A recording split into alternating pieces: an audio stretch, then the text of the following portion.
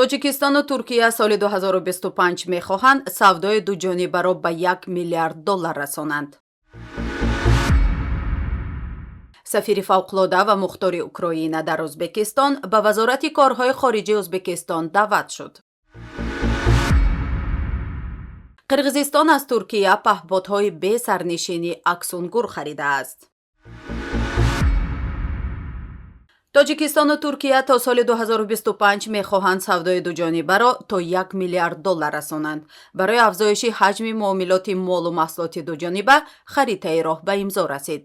вазири рушди иқтисод ва савдои тоҷикистон Завқи Завқизода рӯзи 10 ноябр бо вазири тиҷорати Туркия Меҳмед Муш, раҳбари ҳайати расмии Туркия вохӯрӣ баргузор намуд, ки дар доираи он густариши ҳамкориҳои иқтисодии дуҷониба мавриди баррасӣ қарор дода шуд. тавре ки хадамоти матбуоти вазорат хабар медиҳад, Завқизода баён кард, ки ҳарчанд тиҷорати дуҷониба дар соли 2021 ба андозаи 21% ё то $391 миллион амрикоӣ рушд карда бошад ҳам, ҳаҷми он бо назардошти захираву имкониятҳои васеи тарафҳо қонеъ карда наметавонад. бинобар ин бо мақсади рушди ҳамкориҳои тиҷоративу иқтисодӣ ва сармоягузории дутарафа таклиф шуд, ки бо истифода аз иқтидорҳои зиёди мавҷудаи дуҷониба дар Тоҷикистон бо ҷалби сармоягузории Туркия, корхонаҳои саноатии муштарак оид ба истеҳсоли маҳсулоти насоҷӣ, коркарди алюминий, пашму пӯст, меваву сабзавот, хӯрокворӣ, шустушӯӣ ва масолеҳи сохтмонӣ таъсис дода шаванд, ки аз ҷониби Туркия хушпазируфта шуд.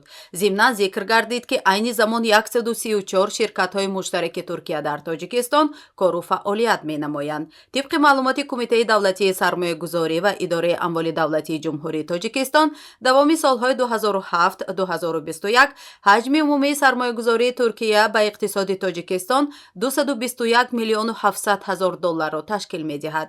ин сармоя ба бахшҳои хизматрасониҳои молиявӣ, саноат ва савдо маблағ гузорӣ шудааст.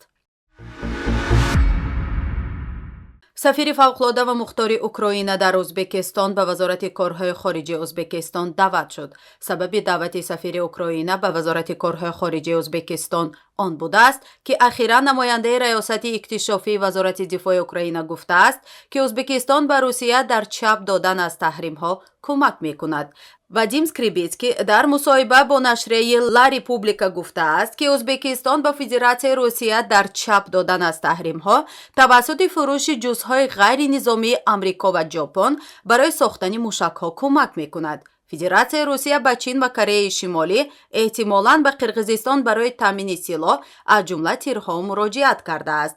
кишварҳо аз қабили Қазоқистон ва Ӯзбекистон бо фурӯши ҷузъҳои ғайринизомии Амрико ва Ҷопон, ки барои сохтани мушакҳо лозиманд, ба Русия дар канорагирӣ ва аз таҳримҳо кӯмак мекунанд, гуфтааст Скрибицкий. тибқи иттилои вазорати корҳои хориҷии Ӯзбекистон, сафир дар робита ба изҳороти беасос дар васоити ахбори омма аз ҷониби намояндаи вазорати дифои Украина дар бораи интиқоли маҳсулоти истифодаи дуҷониба, ки аз таҳримҳои мавҷуда берун будааст, изҳори нигаронии ҷиддӣ кардааст. дар баробари ин вазорати корҳои хориҷии Ӯзбекистон гуфтааст, ки Украина агар бо муроҷиатҳои расмӣ муроҷиат кунад, Ӯзбекистон омода аст, ки масъалаҳои мавриди таваҷҷуҳро омӯхта, маълумоти холисона пешниҳод намояд. сафири Украина дар навбати худ итминон додааст, ки нигарониҳои ҷониби Ӯзбекистон ва натоиҷи мулоқотро саривақт ба роҳбарияти вазорати корҳои хориҷии Украина мерасонад. қирғизистон аз Туркия паҳбод ё ҳавопаймои бесарнишини аксунгур харидааст. дар ин бора як мансабдори баландпояи ин кишвар хабар додааст, вале шумораи онҳоро ошкор накардааст. Қамчибек Тошиев, раиси Кумитаи давлатии амнияти миллии Қирғизистон, дар саҳифааш дар Фейсбук навишт, ки акнун аксунгур ҳам аз мост. хадамоти марзбонии Қирғизистон соли 2021 аз Туркия ҳавопаймои бесарнишини Байрактар ТБ2 харида буд. ҳукумати Қирғизистон моҳи октябри соли гузашта барои навсозии таҷҳизоти низомӣ ба хусус харидани бесарнишинҳо аз Русия ва Туркия $100 миллион ҷудо кард.